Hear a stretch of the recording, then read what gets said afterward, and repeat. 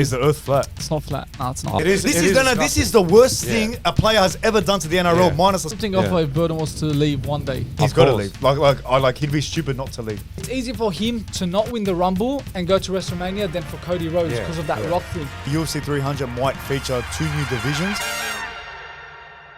All right, guys, welcome back to the Touchline Podcast, episode 57. Before we get started, make sure you hit the like button, comment, and subscribe. Again, here with the boys. How are we today, boys? Yeah, very good. That's good, man. Well, we all enjoyed Royal Rumble. Well, some of us enjoyed it, but majority of WWE fans weren't happy about that. I hate it. We'll get into it. We'll get into it, Yeah, 3 years now. 3 years now. 3 years again, in the making, yeah. Again, Royal Rumble is... And the making of what? No, downfall. Yeah. That's a new, huh? Yeah, it's a new one. But yeah, what's it called? Yeah, it was a Royal Rumble. You always look forward to Royal Rumble. It's probably one of the best pay-per-views besides WrestleMania. But yeah, we'll get into that. They saw our reaction about it. They saw our reaction. Yeah. Disgusting. I couldn't believe it. Yeah. But look, there's a lot of theories around that why he lost. We'll get into that. Speaking about theories, just quickly, boys, is the Earth flat? What is it? Oh yeah, Matt Burton. Is the Earth flat? It's not flat. No, it's not. I don't think so. Do you hear what Matt Burton said? No, I didn't quickly. I didn't hear that. He thinks it's round, but the more he looks into it, it's flat. Yeah. No, it's not flat. No, not flat. It's not flat. I just thought I'd mention it. I think people that think it's flat, it's just... I think they're not from this planet. They're on something. They're on some type of drugs, man. Like, honestly, like... And he's been like... I didn't get that flat Earth theory. I really don't get it. Like people like Matt Burton are thinking it's flat. Why does the Earth flood and they put a plate, like the flat surface, they put it on a plane, it's overflowing. Yeah. And that's what they... Go ask my mate. He thinks it's flat mate too? Nick. He thinks it's flat? We got him one night, he was like... He legit thinks it's flat, but he would say... He'll give me all the evidence... But at the end of the day, it's like, I don't know, maybe it's round. Like he doesn't admit like he's a flat earther. He doesn't admit it, yeah. Like, honestly, like, you know that they disproved it? Someone set up a camera in a desert, and then they shone a light through like a hole or something. And if it shone through the hole, it means the Earth is flat. What did it? But that flat earther proved it was... round. Because the light didn't go through the hole. It went above the hole. Yeah. So he's like, that's weird. Yeah. So I don't understand how people say it's flat. But anyways, we're getting off topic. The Earth is round. Anyone who says it's flat, just go to the doctors. Go to the doctors. Check yourself into a hospital. Yeah, but anyways, let's start off with league talk. Builder's scored in the corner. First of all, Matt Burton, as we were talking about. Yeah. I wouldn't say rumors, but again, they're always throwing out with rugby league players. Could they make... No, he said it. Oh, he said it. Oh, yeah, but it was on the Let's Trot podcast. Okay, it was Josh Mansell. with Josh Mansell. Josh Mansell was raising a question, would you go to the NFL one day? This is what he said. He's like, it'd be a mad job to go over there, kick the footy, and get paid a mozza. So he's not ruling it out. Yeah. It'll be a business decision. He wouldn't go there for the love of the sport. He'll be going there for the money. Money, of course, he just said. Like we just said. What do you think about that, boys? We've seen a lot of... Do I see him in the NFL?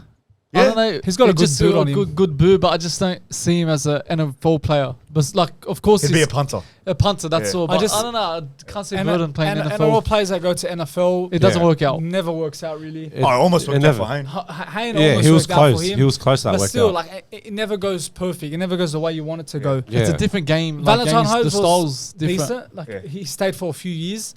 But again, Matt Burton, I think, again, he's got a big boot on him. If Matt Burton goes, I think he'd be the first successful NRL player, ex-NRL player. The boot on him, I think NFL scouts even tried to scout him earlier last year. But he shut it down. But like now he's saying there's a possibility. Look, if he wants to sort out his family, why not, man? Earn a mozza. Earn a mozza. Like a monster deal, yeah. They'll pay big money for him. But it depends what club they're asking for, like as in what club to go. Yeah. Either like Philadelphia Eagles or would be interested in him. San Francisco. It doesn't matter which club. When do you think what would be the time frame for him to go to the NFL? I think it's too early look, at the moment, I think it's going to be very early at the moment. But for down the track, maybe after 4 or 5 years, if that happens, maybe he might leave the NRL if his career starts to slowly not be the career he wanted. Say next 4 years, he's not the best player. No one's talking about him. Maybe that's the next time. The best time to start a new career in NFL. Look, he's already won a premiership with the Panthers. Yeah. But he didn't really contribute to that premiership in a way. Yeah. If he does win with the Bulldogs this year, or when he wins with the Bulldogs this year, I feel like give him another, as you said, maybe 3 to 4 years after that. Maybe solidify his name in rugby league, and then he will transfer to the NFL. Well, he's 21, 22 now. So he's older than that. No, he's young. No, he's young. He's not 21. He is. He's 23. 23? 23, yes. He's still young. He's still got enough tanking in. Exactly. He's still young. So if he goes to the NFL early in his career and makes a mozza there. He can play at least probably 3-4 years. In the contract. I'm telling you, he'd be successful there. Yeah, but if you're talking about monster deal, you're talking about big triple money, right? You're talking about. Go look at that. The guy from Condor Park. What's his name? What's his name? The one that played in the Super Bowl last year. Matala, yeah. Malata, yeah. He used to play for Banks. $100 million. 100 mil. He's a good player. His family still lives in the area. Yeah, I know. Look, he's a very good player. And it's a tempting offer if Burton was to leave one day. You can't say no to that. No, he's got to leave. He'd be stupid not to leave. If he says, I'm not going to leave because I love this game too much, I think us Doggy fans or wherever club he is, I reckon they should tell him, mate, get the hell out of here. Get out of the NRL. Go to the NFL. Go make some money. I agree with that. And it's not that too. Even when he's playing during the NRL season as well, it could be one of those American NFL, those executives or managers. They come watching the NRL game to see him play. It's already happened to him. It's already happened. Who knows? Maybe an NFL scout has already scouted him. Oh, wow. But he shut it down. Who knows? Maybe he probably rejected the deal because he loves the passion of the NRL. That's what I'm saying. His business decision about the NFL shouldn't be about the love of the game. He should use his brain like Luai from going from Panthers to the Tigers. You think he wants to go to the Tigers? Who knows? Maybe next year. I don't think so. My arse he does. I don't think so. 5 to 10 years, NRL might as well have been expanded from the Vegas, and they're trying to promote it. NRL might have enough money to pay. Not saying the level of NFL, but who knows? They may pay the players enough to keep them staying at the competition. Who knows? Not compared to 100 mil, man. Of course, no one's paying it. But you never know. He's at his hometown. If he's offering big money, why would he leave the country? For the money. No, but I'm saying if NRL has the ability to pay their great players of the game big amount of contract, not 100 million, say, I don't know, 20, enough to let them stay and say, you know what, I love my country, I want to stay here, instead of going to a country where it's going to take time for me to... But more money is good money, man. But you like how you said, when we were talking about Jared Hay and Valentine Holmes, they had a bit of success in the NFL career, success, but it just didn't work out for them. And after the things happened with Jared Hayne, after the allegations and all that stuff behind the scenes, that actually affected his life too. It did. But Valentine Holmes returned back to the NRL, and now look at him; he's playing much better with the Cowboys. So and you know what, Cowboys are actually going to step up this year. But I'm just saying, my point of view for Burton. If he does want to go down the track to the NFL, it could work. And saying about the monster deals and all that stuff. Mozza. He called it a Mozza. Mozza. You know what Mozza is? Yeah, monster. It's triple money. I know that. Oh, don't say that. Well, look, Matt Burton, it could work out for him. As Bill said, there's a big chance it probably would, and there's a big chance he would be there very, very soon, especially with all the scouts happening. But now we'll talk to David Nofoaluma, the former Tigers winger. Now we can say his contract has just got terminated with a $300K payout. So he's been a loyal servant for the Tigers. Yeah. But he's had a few, especially that time when he went to Melbourne and he said, "I love my footy again." Yeah. I feel that caused a few tension between him and the club. And to be honest, I stick with him because, of course, you're not going to enjoy footy when you're losing every week, week in, week out. And, of course, he has the right to say something like that. And as I said, I feel when that happened, when that moment he said that, it started to fall off between them. Not only that, he's been late to training a few times. And that's that was prior to that. Yeah, it was. But that was I'm saying because he said that when Tigers were in a really bad position. So in a way, it's like disrespecting the club. But he was doing all that, going to late to training and all that before he went to the Storms. Oh, was that before? After. Recently, apparently he was late to training and he wasn't answering any of the calls of the board and the players. Right. So they took their players to go to his home to see if everything was right, if he was in the right space mentally. But he wasn't getting in contact, and I think that's the reason why he's left the club. I feel there's a trend here. We're going to talk about Pangai soon, but Pangai said he's going to boxing. What happened? Rumors coming, he's coming to Broncos. Did Nofoaluma do this on purpose? Ignored their calls, was late to training. Because he is a clean just to get his contract done. Because he even said he wasn't enjoying his footy. Yeah. So is this another way? He's already opened the door to something this. Yeah. The way he's acting, not answering the phone of executives, the coaches, not coming to training. He just doesn't want to speak to anybody. Not ignoring his teammates. Yeah. It was more than that. It was he was coming. He was coming hungover to training. There was a story about the ex-CEO Lee. What's his last name? The ex-CEO, the one that got sacked, the one with the weird hat. Yeah, so he went to his daughter's wedding or whatever, and then they had training the next day. Was full hungover, was throwing up, and like, hey, look. If you're a coach or you're someone from the board, and you see that, you can tell he's not taking it. Surely that's on purpose. Yeah, it was on purpose. Because you don't do that many stuff and say it's a coincidence. He wants out, and he wouldn't do it at a club like Melbourne. No, he wouldn't. Especially with Craig Bellamy there. That's the problem. Like at that point when David Nofoaluma went to Melbourne Storms, I think if he left the Tigers, I think they should have given him an opportunity to play for Melbourne's for like a few years or something on the contract. I don't know if you agreed or disagreed on that. Personally, if David Nofoaluma said, I'd rather stay in Melbourne, play in the best club, I would literally stay. Well, that's he played well as well. He did play, but the Storm never offered him that second deal, you know? Yeah, that was a problem for them. And again, as we said, this could be on purpose. Personally, I believe yes, and they've paid him a $300K payout. Yes. And of course, there's not enough evidence to prove that he done on purpose. Yeah, but he's very lucky. But he's very lucky to get that payout as to what he's done. I'm saying because there's no evidence to prove that he's done. But what's going to happen now? Where's he going to head to now? Is he going to go to a different club? I wouldn't be surprised if Knight sign him, especially losing Dominic Young. But I think that's a good point. If you're a club looking at a player that's had this history, the history he's had, you want to sign him. Well, I think he's been at Tigers speed and everything. No, not that, but for the last 10 years he's been at the club. He's been. I don't think he's their top. He's their top try scorer. But you're saying, I don't think the players. What's happened recently? Why would I'm saying about that. I'm like, he's on paper he's the best player out of 100 and something games at the Tigers. Isn't just a one-time thing? Maybe he's had 100 tries. Hey, I said maybe it's just a one-time. He's had 3 instances, three moments where that's happened, where it's like he's late to training, he's hungover or whatever. If you're a club signing a player, it's like with any job. If you're like an employer looking, if that person wants to get a job at your business, that employer is going to look at your history and say what you've done, your criminal record, whatever. Fair enough.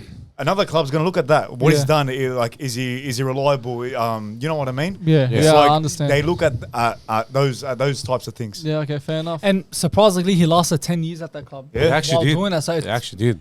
It's impressive that he's managed to keep his contract. And the Tigers, well, you could even blame Tigers. Like, you kept the player that was kept on running late, kept on having problems behind the scene, as Bill said, like he got drunk once. You know, these are things that as a professional you can't be doing. So for the fact that Tigers kept him, I can't believe they kept him for that long. Despite him being a good player, scoring tries, maybe that's why they kept him, because they know the big influence he had on the team. Yeah. But behind closed doors, he was causing big problems. Look, it affected a lot, but it's just it's just one of those things, you know. But like how you said about that incident, they should have just dealt with it straight away on dot. You can't just leave it at the last minute. Yeah, exactly. You know, and now he's saying that he wants to leave. That's it. Like, that's his problem. That's you know? it. He's done at the Tigers. Exactly. Yeah. He's done now. Now he's probably going to go to a new club or something. So we'll have to wait and see where he's going to head. I think nice spot. Maybe Newcastle. Well, now we'll move on to Bulldogs. A few news around the Bulldogs. Bulldogs now have expressed interest in Taylan May and his brother Terrel May, who is at the Roosters currently. Yeah. So and another Panthers player Bulldogs are linked to. Terrel May, I think that would he's be a very good player. Sign. Yeah, I'll take that. Taylan May, personally, I don't want him at the club because we got enough wingers already. Yeah. Like, I don't know why they're interested in him. But Terrel May, I think is a forward that can grow and become a real monster. Yeah, he was one of the best forwards for Roosters last year. Yeah. Besides Lindsay Collins. Yeah. But I think he was up there as the best forward. But look, Taylan May even said, I don't know what podcast he was on. He was like, any club that can sign him and his brother, he would sign up for. So if the Bulldogs are interested in Terrel too, he will come for sure. Yeah, but Taylan May, like, he's still young. Like, he still needs to develop. But Terrel, like, he's actually stepped up into his game, playing heaps much better on the field, and he's a dangerous, like, monster, like how you said, Sam. Like, he's a monster on the field. He can run, and he can charge. He can cause damage. Look, you could possibly get Taylan May at the Dogs. I'm not saying I'll take him. You can put probably Clear as centre. You put Taylan May on the wing. Because Crichton might be the fullback, and you get Bronson Jerry in the centre. And Black Goose building on him. That's what I'm saying. Like, there's many options. I'm saying that's one option. We don't need a winger, because is there a difference? Taylan May, why spend money on Taylan May? Blake Wilson had a fantastic season. He actually played very well last year. If I was Blake Wilson, I'll be a bit concerned because we look at Averillo got out, Shop got out. And they're from Bulldogs, like they bleed blue and white. This is it's turning out to be a trend where we're noticing they're getting rid of a lot of players that come up from the ranks. Alamotti also here. So if I was Blake Wilson, I'd be a bit worried that he could be next on the chopping list. Because again, I'd be very, even as a fan. We sold up I'll be very disappointed if they let him go. That would be a big mistake. Everyone's heard our 2 cents about selling juniors. You never know. Wilson could be next. Yeah, I want that to happen. Absolutely not. As I said, he played fantastic last season, especially at the end of the season. He was scoring a lot of Bulldogs. Doesn't matter how good you can be. Daily and Player of the Year, though, Gus will still find a reason to get rid of him. Yeah, that's and right. Again, I think Bulldogs, when they see an opportunity, they're just going to get it. Yeah. And they don't care who they're as I said, there's no difference for me between Taylan May and Blake Wilson. People might think I'm crazy, but there's no point if it's. For example, who's like a winger? Let's say, for example, Brett Morris was still playing, there's a big difference in the player. And let's say it's Brett Morris in his prime, like 23, 24. Yeah. There's a difference. Of course, I'd let Blake Wilson, but to get Taylan May for Blake Wilson... It's not a big jump, It's not a big jump. So exactly. I'd rather build on Blake Wilson, and he's a cheaper alternative. So now, let's move on to another topic that we mentioned 2 weeks on the podcast, and it's about Pangai Jr. I know you got a lot to say about him, but there's rumours about him returning to the NRL, maybe Brisbane Broncos by June, July. But he does have a boxing match this March. But Bill, go. You got a lot to say. Please take away, Bill. Please take away. Well, like, surely this is a joke. Surely this is just like a rumor. Well, look. What did I say? What did I say last week when I was like, you're not just gonna go to a training session and just rock up and then go home. You're gonna have conversations 100%. There. Well, look what's coming out. So now, look, as you said, in March, he's gonna have a boxing fight. Look, I don't know what they talked about, if this is true, but then the plan is between June to July, he's gonna rejoin the Broncos. But it just makes no sense about it. Look, Bill's saying, of course, to be at the training session, you're going to have a conversation. Yeah. This is what the Courier Mail had to say. Brisbane has not tabled a deal at this stage, but Pangai Jr. has met with key club identities with a view to wearing Broncos colours this season. So again, there was a discussion there. When you went to that training session, now it looks like there was a discussion. As you said, it has to be. Look, man, look. I don't want to get too angry, man. Like, I really don't. The season hasn't started but yet. News like this, man. It's just like as a Bulldogs fan.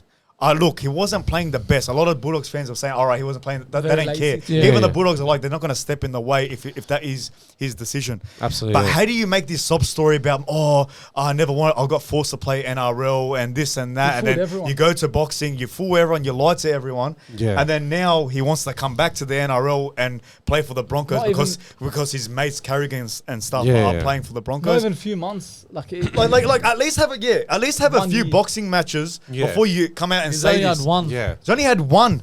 Yeah. One. But this is why it makes no sense at all after when he left the club too. Like, even when he left Canterbury Bulldogs, now, did you see the video what he said the other day? He's like, I can do whatever I want. We're athletes. We can do like anything. At the time when he But you just don't say that. That is just wrong. You're embarrassing yourself in front of everyone. Exactly. In front of the mainstream media as well. Exactly. Like the bloke went out and to national media, again, what I said about he was forced into the sport. Don't tell me what to do. And he was talking bad about the Bulldogs. I think that's wrong to say. Look, this, as you said, Samuel, this was a way for him to get out of his Bulldogs contract because he didn't see any results with the Bulldogs and no progress with the Bulldogs. Look, at the end of the day, I don't want to wish nothing upon anyone. And look, I'm getting angry. I don't want to wish bad upon anyone. But if he does return back to the NRL and to the Broncos, I hope this guy gets a career-ending injury. This is like I don't want I don't want to wish bad about no one, man, because I believe in karma. What goes around comes around. But at the same time, if this guy rejoins the Broncos, as Bulldogs fans, as passionate Bulldogs fans, we signed this guy on big money. He could have I wish this guy went and told the Bulldogs, I don't want to play for you guys anymore, and just got out of his contract. Yeah. But he lied to get his way. Yeah, and I really wish this guy gets a career-ending injury just to teach him a lesson. That is this what you really want? You want to come back to you've somewhat found your love for the NRL. Look, this gives me look. I understand what you're coming from, but it's just that it makes no sense from this whole scenario about how Pangai left and he lied in front of the Bulldogs club, and now he wants to pursue a boxing career, and then he wants to return back to the Brisbane Broncos. It just makes no sense. You know what's triggered me is like you've mentioned that, Bill's mentioned that, is that when the media said what he felt about the club, what's happening, he doesn't have that love for the game now, being forced, he doesn't take orders. But what's the quote, what he said is that he's going to give all for the club this year. He's going to show what he's made of, and it's a big year for him. Yeah, he struggled. He didn't show no signs. He was lazy. He didn't put effort, nothing for the club. And that's what pisses me off, because we all expected so much. He had so much potential. Even when he first started at Broncos, Broncos. So much potential. And when we signed him at the Dogs, you know, I said I'll give him another chance. I know he had issues at the club, but let's give him a go. And for 2 years, he's done nothing, and that's what pisses me off. But who told him? We wasted so much money on him where we could have got someone else on the market where he would have put everything for the club. I definitely agree. But who told him to come to Canterbury Bulldogs? Who? It just Gus. The Gus. There you go. But he just wasted his time. But it's a matter of him. Like if that was his plan, I don't know what to say anymore. But he was an X factor in Brisbane Broncos. Right? He was dangerous. Yeah, then don't sign for the Bulldogs. Exactly. Don't come to the Bulldogs. That's why I question about the Bulldogs transfer policy, how the strategy, because every player we signed, they seem to leave 1 to 2 years straight away. Yeah. Like I've mentioned it. Like we've mentioned moved into the new studio, Dufty we signed. He only stayed 6 months, 7 months. And then he stayed for a year. Now Pango's only stayed for 2 years. All these players we're signing are staying for 1 to 2 year seasons. And I feel that's not good to have. What is Jerry going to have a bad season and he's going to leave straight away? I think Bulldogs fans are going to have this is not to the level of Sonny Bill. Sonny Bill walked down the club. This is nowhere near the level. But to an extent, there is some similarities. He lied to the club. At least Sonny Bill walked off. He lied to the club saying that he wants to go to boxing and come back to Broncos. I feel the next time if he's in Broncos colours next season and he's facing the Bulldogs, the fans are going to go at him. Exactly. I'll go. And the fact that the Bulldogs are doing nothing about it, like it's come out that again that they're not going to stand in his way. No, you should stand in his way. Yeah. This player lied to your club, lied to your fans, saying, I'm going to play, as you said, my best footy, and I'm going to show why I'm the best in the NRL. Yeah. And then he comes up with the story that, no, I'm going to boxing. Now he's going back to the NRL, to the Broncos. See, this is why. It's disgusting, man. This is the worst thing a player has ever done to the NRL, minus the Sonny Bill. No, I agree with you, Bill. Because he lied out of his bloody mouth.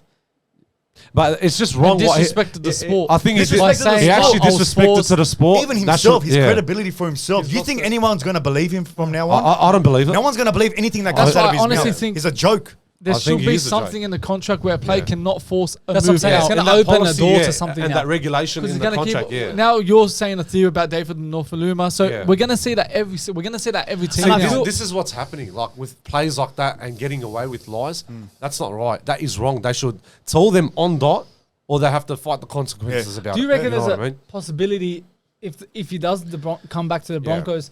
Is there something that Bulldogs can do to block the move, fine him or something? Because he's not. It's not a Bulldog situation. No, it's not a Bulldog situation. Because he lied. Now they're probably pissed off with him. Yeah, they actually are. But look, it is a Bulldog situation, but it's even bigger than the Bulldogs now. Yeah. It's the National Rugby League situation. It's like, how did this player get out of his, why did he lie? Yeah. How did he just get out of his contract like that, lied to the media, lied to everyone, and then all of a sudden had one boxing match and then come back to the NRL? Like he said, I've lost the love for the game, and then you've had one boxing match, and then 6 months later, you have love for the sport lose the boxing match. Lose it. Why didn't you just take a dive, get knocked out, and say, all right, it didn't work out. I'm going back to the NRL. He won his match, had one match, and then now he's coming back. Look, you got a point, but the thing is, if he was at Dogs, okay, and he just said, I'll do one boxing match and I'll return back. Yeah. Okay, understandable. But you left Canterbury Bulldogs and now you're pursuing boxing. He just wanted to leave, Anthony. Because he wants the money. That's all it is. It's all about money. It just shows that he lied and he wanted to just leave the club because and you don't need to leave the club at the to same have time. a boxing match. Because look at all these former NRL players. Yeah. Nelson, what's his name? Nelson off season, they have a boxing match. So he didn't need to leave a club to pursue his career. Exactly. Because there's a time where you have a boxing match and it just shows off during the preseason. Moral of the story: don't trust Pangai Jr. Just don't trust any. Just put on hashtag don't trust Pangai Jr. Just don't trust any player, man. Because at the end of the day, Go have a laugh with your buddies, Pat Carrigan and Payne Haas. Now, go have fun at the Broncos. I think that was wrong. I hope to God you do so that was the wrongest decision that he's ever made in his life. But he embarrassed himself at the same time. Yeah, I don't want to talk things about this bloke, but you know what? Good luck to him. He's done with the Bulldogs. That's his business. Yeah. He wants to get away with lies. That's his problem. Us fans, we had enough of him. Wasn't playing good. Very lazy. But the problem is for June, July when he returns back to NRL. You know how much people are going to give him hatred. It's more than Bulldogs fans. Not just Bulldogs, but everyone. The whole NRL league, club. The whole league. They're going to give him so much hatred. They're going to give him so much bad how can I explain? They're going to give him negativity. Little comments. And they're not going to like him. He's going to be the worst player when he gets back. You know, I can't say much, but But look, good luck to him, man. I hope you do well at the Broncos. Exactly. I hope no injuries happen at all. But look, anyways, that's a wrap up for League Talk. Got a bit heated there with Pangai Jr. Yeah. All right, boys, now it's time for some Wrestle Talk. The main topic of, for every WWE fan is Royal Rumble. First of all, let's talk about Roman Reigns, who retains his belt in a fatal 4-way match against Randy Orton, AJ Styles, and who was the fourth? LA Knight, that's right. So, how was that match for you guys? I think at a point when Randy done those 3 RKOs, I thought Randy's won it. Yeah. Where the ref was 1, 2, and then all of a sudden I just froze. What the hell happened? And then guess who interfered? Solo. It's the same storyline all the time. Like, I'm just over it. The last 3 years, it's always set it up. That's why Roman Reigns is trying to get away from it. This was the first match I thought Roman could win on his own this time. Yeah, it's not and he didn't win it on his own again. It's not that, bro. It's just that he's always getting away with it because he's always telling Jimmy and Solo, I want to retain my title, but you have to come in and get involved. Like, you know what I mean? Like everyone on the comments saying, Roman's got leukemia, it's slowly coming back. You understand that he's got health issues. Slowly coming back? Who's saying it's slowly coming back? There's reports saying that people can see that he's a bit slow compared to what he was last year. Man. Only Roman Reigns But my point is that Roman, if the WWE know that he's got health issues and he's not going to be a full-time wrestler on the show, then give the belt to someone else. Why waste the belt on someone that's only going to be there once every 4 or 5 weeks? Yeah. It's a waste of like... Let's not go there again, man. We had a debate. But you're right, yeah. It's like, it's not good for the business too. The match overall, and fans start to get bored of it. It was good until the interference. Yeah. Because then everyone knew, here we go again. We knew what's going to happen. That actually annoyed me, to be honest. Roman's going to win the belt. But prior to, before that, it was turning out to be a good fight. Again, those RKOs were amazing from shoulder injury. Looks like rumors of a shoulder injury now, which is a bit concerning. If it is an injury, probably be out for 2-3 weeks, few weeks, maybe 4 weeks. But that was a dud match. That was really a dud. They put that match before the Logan Paul and Kevin Owens match. Yeah, I know. Like it's such a squash match, and that is your champion. Like you don't do a squash match. You don't do a squash championship match. Yeah. Like you don't put that after the women's Royal Rumble and then the Logan Paul, then the men's. No, you put it in the co-main event. Show a bit of respect to the title, to the champion, and to the match in general. And put it second to the main, but it is what it was. Yeah, I think the match of the night was Logan and Kevin Owens. Yeah, you could say. That ended up being. I think that I enjoyed that match. But it was one of the. Yeah, it was. It has to be. Even if it wasn't the best, it was still the best. Yeah. I agree, because the women's Royal Rumble at the end was good. Yeah. They had a few returns as opposed to the men's. There was probably 2 returns. Yeah. And what's it called? Sami Zayn and Ricochet. They're not really returns. It's just, in a way, not comebacks because they're not big returns. It's just a normal. We'll get to that point, but for the girls, Jade Gargoyle, the one that debuted, that was a big surprise. That one. I was expecting that was going to happen. Yeah. So I thought she was going to go to NXT to start, but I think Triple H said that he wants her to be in the main roster.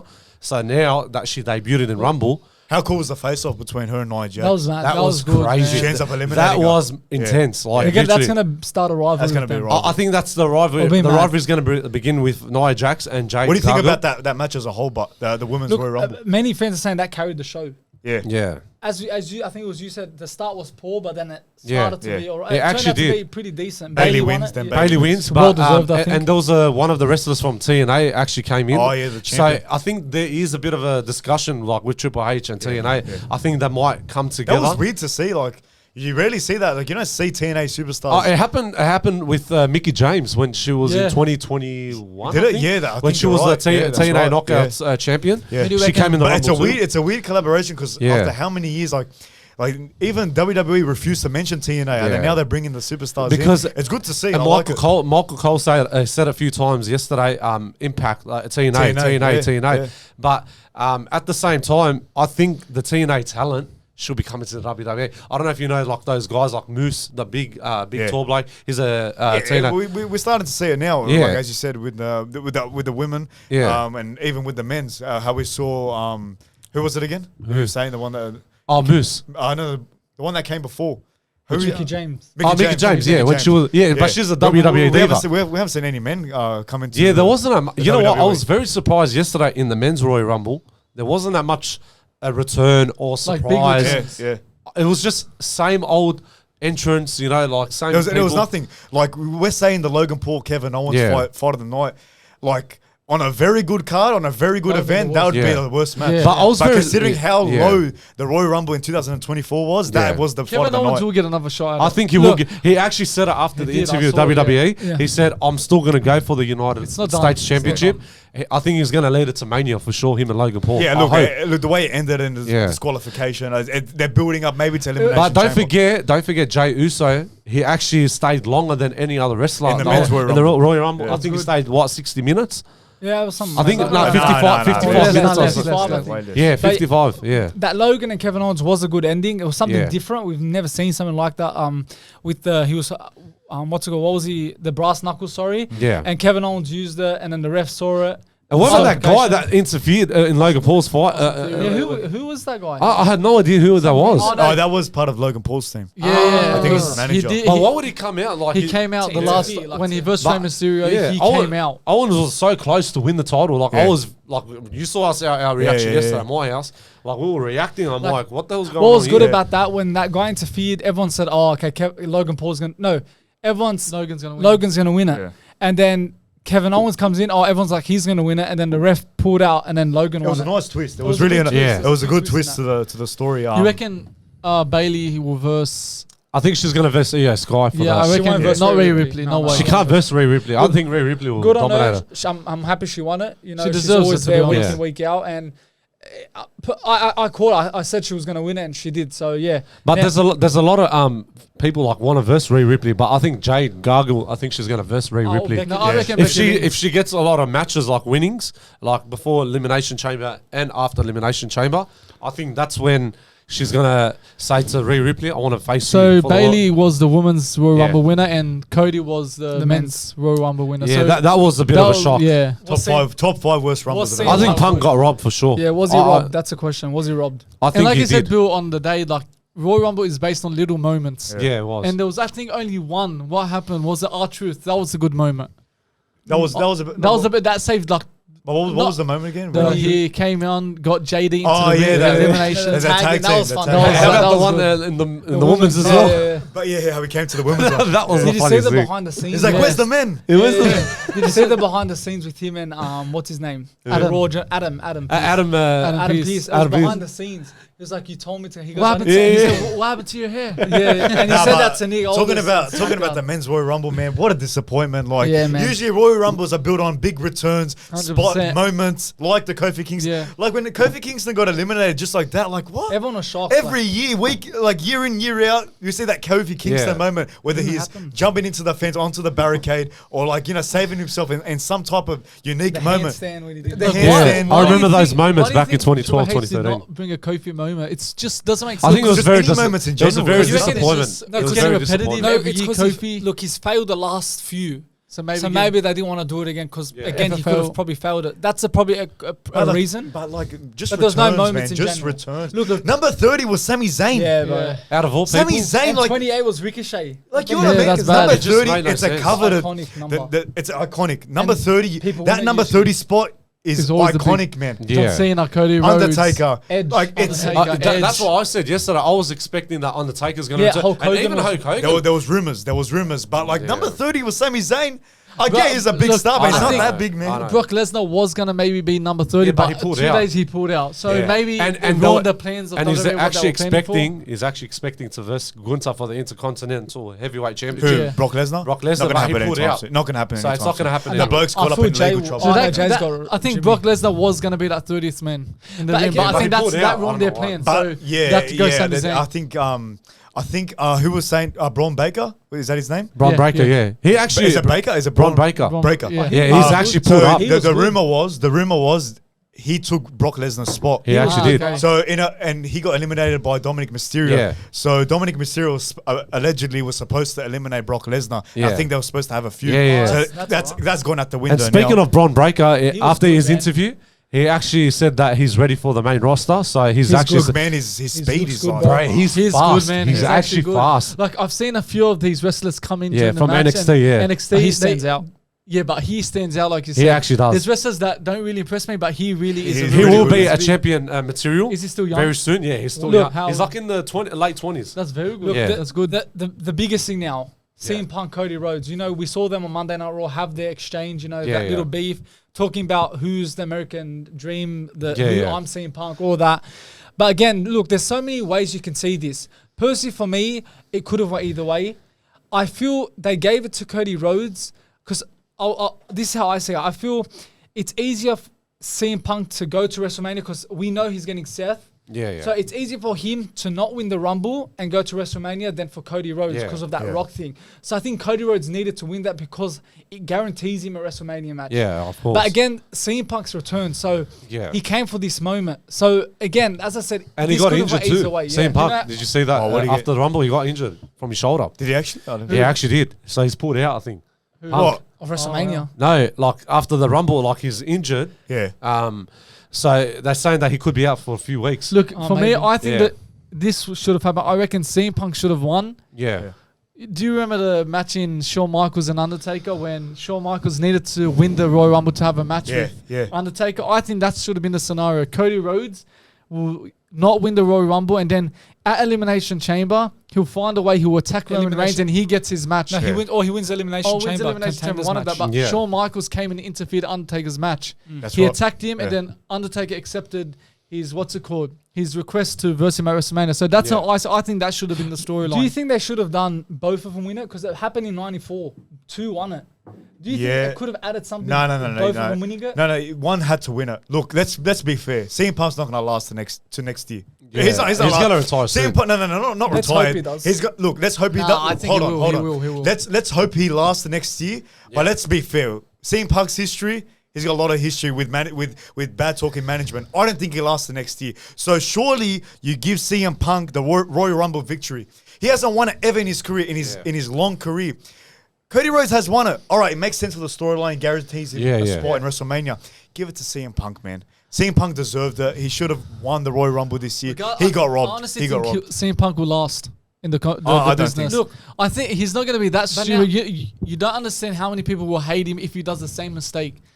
Like myself, I'd say, what the hell is this guy doing? Everyone's going to turn on him. He's not going to think in the moment. When an issue arises or whatever, he's not going to think about the fans. He's going to think about how could I gain the upper advantage upon management. And then he's going to get in a scuffle and it's going to happen again. CM Punk will get his chance. I think he's going to have a massive role in the business. Hopefully he does. I want to see it. Yeah, he's returning the business for that particular reason. That he's going to have a massive role. He's going to win championship belts, everything. So look, I think it's not a big deal. Look, Cody, there was something about CM Punk. This was someone's opinion. He saw it like CM Punk didn't want to be a hypocrite from when 10 years ago Rock stole his opportunity. And, you know, he wanted to give that back. And there was a view of him looking at Cody Rhodes. And, you know, at Monday Night Raw, how he goes, Dusty Rhodes told him to look after my boy. And it was him that view. So maybe there's something that we don't know about. It's based around that, you know. Of course, he didn't let him win, but maybe the storyline saying he probably gave him that opportunity, you know, looking after my boy. Does CM Punk become heel after this? See what he said during the match? What do you say? He's like, I'm not going to get eliminated by Dusty's kid or something. That was a bit of a heel moment right there. So could he turn heel? Maybe. I think that might turn him heel. He'll bring it back. I'd like to see that. Again, before we move on to Vince McMahon, Cody. Now it's going to be Cody Rhodes, Roman, and Rock. WrestleMania, there's no point for that. I honestly think they've scrapped the Rock. I don't know why. I think that's out of the equation. Someone was saying online. It's going to be elimination. Someone was saying online. No. This is what it is. This is what I was hearing online. It actually made sense. If they're truly trying to build up a once in a lifetime type event between The Rock and Roman, so the plan is to get Cody back in the main event of WrestleMania 40 between Roman. Roman loses the belts. Cody finishes his story, and then they build a once in a lifetime match for 1 year, like the same way they built between The Rock and Cena WrestleMania 28. So could that be a possibility? Maybe. I don't know, but The Rock and Cena is a different situation. I don't think they build it for a year. I think that's what they might do, because I reckon surely Roman doesn't hold it for another year. I don't think so. I think Cody Rhodes might win it, because I don't think Cody Rhodes is losing this match again to not win a belt. But they got normally there was the promo before the Royal Rumble how 2.6% have gone to WrestleMania and won a belt or something. Yeah, that's true. So I don't think Rhodes will accept him going to WrestleMania again and losing another belt. No, he won't. He's going to win it. He'll win. But I'm just saying, because Roman Reigns trying to beat Bruno Sammartino's record and Hulk Hogan's record, I don't think that's going to be happening. No. So I think he's going to be losing the Undisputed Championship against Cody Rhodes. Because I think Cody Rhodes will finish that story, and he wants to move on to challenge other wrestlers in the company because we've had enough from Reigns. It will turn him to a megastar. Exactly. So he's already a megastar, Cody Rhodes. But him winning those belts at Mania would even elevate him to a new level. Look, I think it will elevate him. Some people question if his status really has the right to dethrone Roman. I hope he does. He could. I personally think he does. I think he does. does. A lot of people now questioning, does he have the status to do that? Again, I think he does. Yeah. But on Bill's point, I think that theory is valid, but I feel the head of the table is because of his belts. So I feel Rock and Roman will only happen if he has the belt. Yeah. But again, I can see it maybe going to WrestleMania 41. So again, as I said, see, look, it's a good thing that we don't know. We always talk about the predictability. We don't know what's going to happen of the decisions Triple H is making. Like for instance, the Royal Rumble match. This is in a way, I'm not happy that CM Punk got robbed. That's good. But it's good. So Triple H has probably done this to bring that unpredictability. If So CM Punk won, we'd know what happened. But 100%. Again, I feel if they do a triple threat match, Rock Roman, there's no point Cody getting involved. It doesn't make sense. It doesn't. Look, we've had a set on that, but let's move on to Vince McMahon. Finally, a lot of news about him, plenty of news. But now he's fully resigned from his WWE roles after many So he's even pulled out. Look, I think it was in 2022 where he stepped down as CEO. And then WWE gets signed. They paired with the UFC, signed with the new group, TKO group. And then now he stepped down from the board of directors from there. So now he got no involvement with WWE. He's fully out of the creative control, everything like that, because of the allegations. Look, let's not get too much into what he did, but if you read into... Look, I actually read it. Look, I was reading the full report that they had online. It's about a 100-page report. It was on Sports Keto Wrestling on Facebook. Anyways, so what he's been... what this person has alleged that he did is sexual assault. And also... human trafficking as well. Human trafficking. So basically what it was, her name is Janelle Grant. She used to work for the legal department, a part of WWE. And so the way her and Vince McMahon came to be, she was struggling for a job. She was dirt broke or whatever. Her pay as well. 1 second. So she was dirt broke, trying to find a job. Vince McMahon took her in and then created a job for her, created just a random job role. Basically, lured her into the job and what's the word where you trying to find that word? What's the word where you feel sorry for the person and you become mates? Regardless, anyways, became mates or whatever. Try to groom her a bit, like sending her flowers and whatever. A long story short, he was doing things like, for instance, there was a lot of things that happened. For instance, while working, he'd lock her in a room. What? Yeah, have you heard about that? Yeah, he'd lock her in a room during working hours between him and John Laurinaitis and have together forcefully. But she was so scared for a job and she needed that job so bad that she was doing these things. And she was sending explicit photos and whatnot. And then Vince McMahon assured her that those photos won't get shared around. He ended up sharing it around to the tech team, shared it around to WWE superstars. Started blackmailing her too, saying your credibility and your reputation will be in the line if you do go to the authorities with this. So he blackmailed her that way. And there's even instances like WWE superstar Brock Lesnar. Like if you hear, so his contract expired in 2021 before he returned as a babyface. His contract expired. He wasn't going to sign a new deal. So Vince McMahon was trying to find ways to make him sign a new deal. And he wasn't budging Brock Lesnar. That's it. He was done. So long story short, Vince McMahon was like, all right, I'll give you her. That's the trafficking part of it. I'll give you her. I'll make her send some things to you. Long story short, he ends up signing the deal. And there's many stories about that. If you really get into it, you know what? I'm gonna put the link in the description for you guys who want to read about it and see the bad things allegedly what Vince McMahon has done. It will truly shock you. I stayed up to 3 a.m. reading this paper. Wow. The things I don't want to get in detail because it's YouTube. So I've already said enough. Even CM Punk, the video. There was a video back in the days. I think it was at ECW. CM Punk, as a joke, was mentioning those things he was doing on like ECW on live television. Yeah. And they were just mucking around because everyone thought he was just messing around. But now 20 years later, you look at it. But he's always it looks like it's true. He's always had that like edgy character. Like even on WWE television, he'd say things. I don't know how he's gotten away with half the things he said. Like to this day, like he said the N-word on TV. I don't know how he's gotten away with it. And this is why the lady wants her money back. Like she wants to get her salary, her wages, whatever back. Like because she left the company, she wants $3 million from Vince McMahon. Exactly, and that was hush money. But the reason why she's coming out now to say that's it why she's exposed because he only ended up paying $1 million instead of $3 million. Yeah, that's so why, he stopped paying. That's not right. Just to get into it, I'm not going to say the profanity. You don't want to go too. But look, this was the business deals between Brock Lesnar and Vince McMahon. So McMahon, obviously instructed like whatever he sent her over to Brock Lesnar. And he's like, so he sent a text to that girl Janelle Grant. He's like, that part of the deal was effing you. So like he told her the part of the deal between Brock Lesnar and the WWE was for her to go do the deed with Brock Lesnar, and Brock Lesnar agreed. But look, there's the allegations again. Look, she could be making this up, but you look into it. There's screenshots. There's a lot of detail in that report that it's like it makes you think. Oh, there's screenshots on the report. There's some truth to it. You maybe feel Brock and Vince are the type of guys to do it.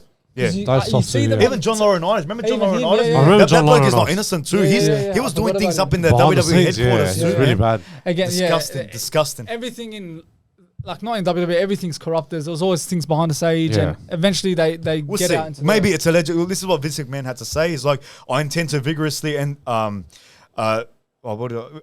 basically he was saying I wrote it wrong here. But he's like it's baseless accusations and look forward to clearing my name. So he's obviously standing by the innocent. He's standing by his innocence. But we'll see how if there's enough evidence to charge him, they'll charge him. This is a big deal for Vince McMahon to come to go down to like for him to like leave the board of the directors is saying a lot. He knows his stuff. WWE sponsors some already backing down, So look, the main now what's good? Triple H is in charge. It's in good hands. Regardless of what's happening, he's out of the business. And that's the main thing. But again, there's big allegations. Hopefully WWE goes in the right direction and Triple H. It's still on the right direction. I feel he's guilty. I think Vince McMahon's guilty. Of course, man. Like just knowing his character, and he's getting old too. Like, and you're doing that type of things, and you're married, and you got kids. I heard he left his wife. Is that right? Like, or he's still with? I don't know. I think no one knows behind the scenes, to be honest. Like, WWE shows he was doing things with like these. Like the main superstars. There was even a referee back in the 90s who they're all scared of Vince. He even said it. Talking to Janelle Grant, they're all scared of me, and that's why I get away with a lot of things that I do get away with. There was this referee back in the 90s. He did the same thing. He forced himself upon her, and so she even out of her mouth, she was saying back in the 90s they were in a limousine or something, and then he forced himself upon her, and then basically, long story short, I don't get into I don't want to say it, but he tried to make her do a sexual act. Even he done it and she didn't want to do it, but out of fear and for her job, she had to do it. That's what it is. It's out of fear. Even he done it with Lita. I don't know about that. It wasn't Lita. It was Candice Michelle. That's right. Yeah, sorry. Candice Michelle. I remember that back in 05, but I'm pretty sure Lita didn't want to do it. She didn't want to do it. But she had to do it. Yeah, but it's stuff. But anyway, no one knows behind scenes. I think there's no chance for him to get out of this. No chance. But I think, look, besides, I think Triple H will take this. I'm sure he's going to do a fantastic job for the. And he'll be a better boss. He even said, when the Attitude Era, he even said at that point when I was wrestling, he said, I feel it's just going to explode the business and it's going to go well. And that was a successful era. It was. And he said, I'm feeling the exact same thing with this era coming up. It is. Because we feel as fans, it's looking good. It's looking good. Yeah, but it's just, we're expecting more moments, more returns. That's what we want to see. Hopefully Elimination Chamber will get a return. Hopefully. I hope so. Elimination Chamber. Hopefully, man. I guarantee you The Rock's going to be there. He said he's going to be there. I heard The Undertaker's going to be there too. Elimination Chamber. I think he will make a because he's in Perth at that time. I would love to see. I would love to see him one more match because I heard now Sting does. Sting is in AEW. They're saying that he's going to retire in the main event of Revolution. So if he does retire and if Undertaker appears at Elimination Chamber, I would love to see. Everyone's expecting it to happen at Mania. Undertaker versus Sting. It's never happened before. I was waiting for that moment years ago. Yeah, Undertaker and Sting. Retired, just one more match, you can have a last match. It doesn't matter.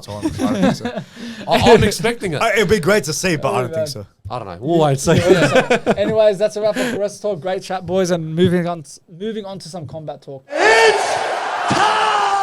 All right, time for some combat talk. Anthony, UFC 300 is upon us in April, man. Every week in and week out, we've been talking about this. I'm excited about it. I know you're excited about it. But news came out that UFC 300, this is rumors again.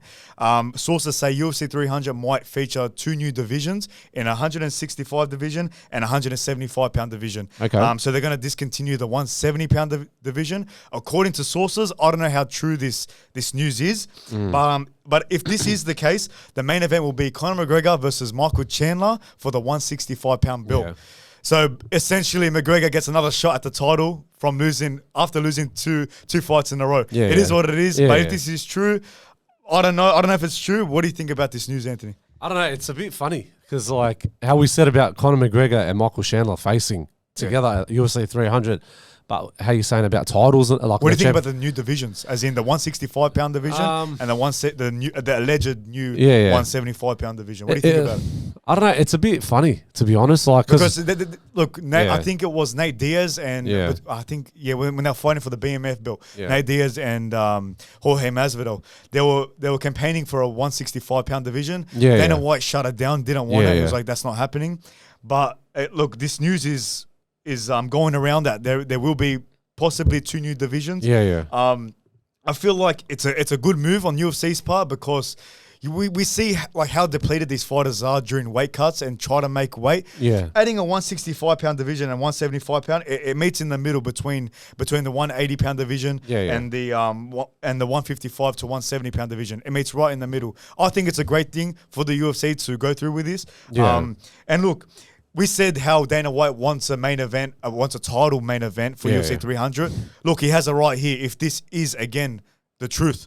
He's got it in McGregor and Chandler. I know it'd sell pay-per-views regardless if there's a championship involved or no championship involved. Look, I don't know what to think about this essentially, man. Like, you heard my opinion saying it's a good thing. Well, I think I know people might say it's a bad thing, adding more divisions and whatnot, giving McGregor a title shot. You could say it that way, but look, I don't know, man. It is funny and tricky at the same time, but I think it should be staying the same. Like how you said, Dana White shut it down because like... So you're saying they shouldn't be new divisions? I don't think so. I think keep it the way it is because when you go into the weight cut, you have to be on the same weight. But it's easier for weight cuts now. Oh, you can. Like, they can get away with it. It's happened a few times with fighters. Because when you're at 155, that's lightweight. And then, like, you know, like... And 165 is like... 165, I don't know what it's middleweight. I don't know what it's... It'll be a new division, so I don't know what they're going to call it. So there's 155, and then I think it just jumps up to 170. So there's what's it going to be? There's no in between. I know. It makes it easier for fighters to make weight because the more divisions there are, the more easier it is for fighters to make weight. Because we see when Charles Oliveira missed weight and whatever. If you've seen videos online of fighters trying to make weight and try to cut weight, it's the hardest thing in the world. It is hard. They basically experience death. So, in my opinion, look, I'm going to 100% stand by new divisions in the UFC. I think it's a good thing. And it's a bit of a cherry on top giving us a McGregor and Chandler main event for UFC 300. I agree. We've said it. Look, if he wins McGregor, that's what? Three different titles in 3 different divisions, man. Yeah. He'd had won the featherweight, the lightweight belt, and then whatever this new weight division is. Hopefully this is true. I don't know if this is true or not because we know, as I said, about Dana White, how he shut it down. So I don't know. Look, we'll see how this turns out. We'll see. I don't know. This main event should have been announced last week or this week. Yeah. Sorry. Well, he hasn't said anything about it that much. He said he was gonna announce it on Tuesday. Yeah, but I was waiting for that news. Everyone was waiting. I was checking online. I was checking like all on the main on the main website, the UFC website and Instagram, Facebook. I didn't see no news, no nothing. So he could probably push back a bit. Maybe he's hyping it. Maybe he's trying to. He's probably make hyping the it up, wait. but I think he's probably pushing it back a little bit more because like he's just probably waiting for Conor McGregor that approval and everything. No, they're all ready. It is ready, but they're just saying like They're waiting for the news so everyone can go blow I up. I don't know what's stopping him from breaking the news. I really don't know either. Like, because he said that UFC 297 press conference that he's going to announce it on Tuesday, the following Tuesday. He didn't announce that's nothing. what I was waiting for. I was waiting myself. I was expecting that news, but unexpectedly it didn't happen. So look. Do you think it's a pushback or maybe something's stopping him from saying maybe it? There's something behind. Something hasn't been signed yet, or so. something's involved, man. Absolutely. But moving on, UFC commentator Jon Anik. Yeah. Hints at retirement. You know the UFC commentator. The Jon Anik. Yeah. Yeah, he's one of the best commentator. Like, I love when he blows, man. I love when he blows up. So he gets frustrated after the UFC 297 event. He gets frustrated at the MMA fans because he thinks, as I think, and as a lot of people think, that Duplessis rightfully won the fight. And we know how the fans are saying how Strickland, it's a robbery. Strickland won. Yeah, it was a lot of controversial. There was controversy around the fight, and then a lot of fans were saying during the broadcast he wasn't portraying a neutral perspective. He was saying it in a way that a Duplessis rightfully won. Yeah.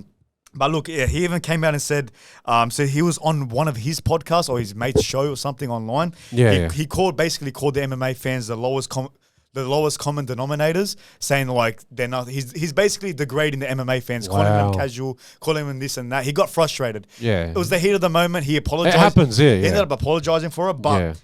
During that podcast or that interview, he said, "I don't know how much time I have longer in the space, honestly." That's what he said. Look, if this is how he's starting to feel now, and he keeps copying criticism from the fans, we know how brutal MMA fans are, man. Like they'll critique the smallest thing.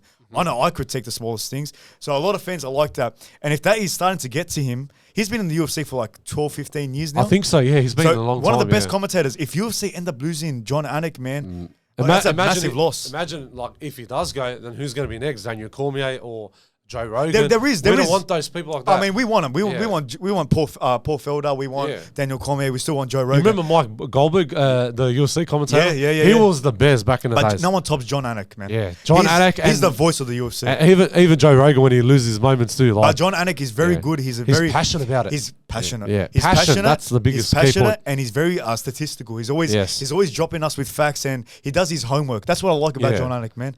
And look, these MMA fans, they better get their act together, man. Exactly. Stop critiquing. This is why you have to study about MMA and UFC. When you watch a fighter, it's just not about like in the octagon as well. It's about their fighting skills, their background, how they train. He knows everything. He knows every detail. The backstories, the way they're brought up. The interviews, like after the fight, and even before the fights as well, the media day, everything. Yeah. Like, he is always doing his job. He's basically the face of the commentary team. Like, he's the voice of the commentary team. He actually is. More than Daniel Cormier. Not even Joe Rogan. Yeah, exactly. I wouldn't consider Joe Rogan the main commentator. Yeah. It's Jon Anik, man. And look, this is warring sides. Like, he said he'd rather do pro football leagues and whatever where he'll cop less criticism. Yeah, that's true. It's true. Like, he'll cop less criticism. Like in NFL or probably in the ice hockey, nicer fans, man. Yeah. Combat sports fans are the most... It's the most... We critique heaps, man. UFC is the most biggest passion fan base of all sports right now. I would say that. More than pro wrestling. Even boxing fans, combat sports. But boxing, but back in the days, boxing was the best. When they had the commentators, they were blowing up about like controversials, about the fights and this and that. But now everyone's loving the UFC because they have that passion of it. I've been a big UFC fashion fan, like being a big fan. Yeah. The last 25 years of my life. And you can tell how passionate the fans are. Exactly. About the smallest things. We saw it between the Strickland and Duplessis fight. They wait for moments to happen and when things go wrong, we're always the first one to voice our opinions and critique someone. That's why, in a way, we should pull back. We should give a bit more respect to Jon Anik, man. Absolutely. He's a legend in the sport. He is the legend. No matter if you're in that octagon or you're outside the octagon, he's a future UFC Hall of Famer. Of course he is. I don't want Dana White to let him go. Like, I want him to stay. You better hope he doesn't quit. I hope he doesn't. Dana White won't let him go. But I want him to stay. Exactly, man. We'll see how this plays out, man. Hopefully he stays. But we're talking about the voice and the face of the UFC and whatever. Anthony, I was thinking about this the other week because I heard Sugar Sean saying he wants to be the next McGregor. And he thinks this year is his year to be the next McGregor. You know, it's a very big statement to say. It is. Not everyone is the next McGregor. I'm going to raise a question. Who is the next face of the UFC? Well, I told you off camera. Yeah. I think this bloke has a massive future, and I think he's going to be a champion very soon. Yeah. He's a Kazakhstan fighter, Shavkat Rakhmonov. Yeah. He's been killing it. He has been killing it now the last few months since he stepped in the UFC. Yeah. I would love to see him as a face because I know, like, people from different countries, like they haven't experienced the Americans have more experience like anybody else. Yeah. And now we've got Australian fighters coming up, like they're bringing up their future and they're bright up for the face. But this bloke, I've watched his fights a lot. He's been... he's a rising star. He's a big rising star. I would love to see him as the face. I don't know why, because something about him, he's very dangerous on floor with his strikes, with his takedowns, with everything that he has in his in the octagon. I think he should be the face. But it's hard. It is hard. But if you're comparing... There's a lot of fighters, I'm going to differ a bit. But if you're comparing him to a McGregor, who is still the face, he had everything. He had the promo skills. He had the fighting abilities. We called him Mystic Mac because he'd predict his fights and get it right. Actually did. So... with Shavkat, I'm saying, look, he's got the fighting abilities, yes, but does he have the promo skills? I feel like there's a language barrier that doesn't allow him to talk the way he'd want to talk, or how McGregor talks. You know what I mean? But you have to understand that, because look, it's not just for Americans; it's all around the world. Yeah. Everyone wants to fight in the octagon. But it's hard, Anthony. But you're not getting my point. It's like Khabib in the ring was is one of the best to ever do it. Yeah, but he never had the promo skills. It's about how you sell a fight and how you conduct a fight. Yes. Outside the octagon and inside the octagon. Yeah, you gotta have both sides of it. That's why I get your point, but that's why I'm going to differ as being the face is a big deal in the UFC. It is. I don't know if he can step up to the plate. Yeah, I know. You know what I mean? Yeah, but how long is he going to last? We don't know. We'll see, but he's a great fighter. But like how you mentioned about Sugar Sean O'Malley, maybe possibly he can. See, he can possibly. He has the talk. He has the talk. Yeah. He has the best skills.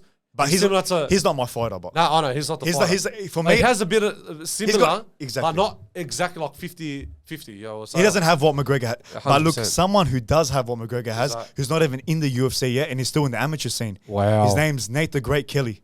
Is that the one that you told me? Yeah, Nate the Great Kelly. He fights out of, not because he fights out of McGregor's gym, he fights out of SBG in Ireland. He just made his PFL debut. He won via submission in the second round. Wow. So his amateur record is 2-2. Yeah. I think he said, I saw it on his Instagram story, he's looking to go pro in 2025.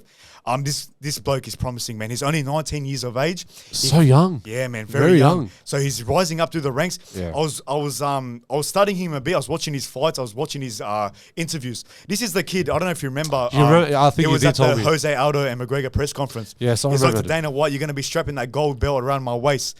And I didn't know. Never seen that. He's that kid from that press conference. He had a lot of buzz around that time between Aldo and between that time when McGregor faced Aldo. A lot of buzz around. He was doing interviews at 9 years old, man.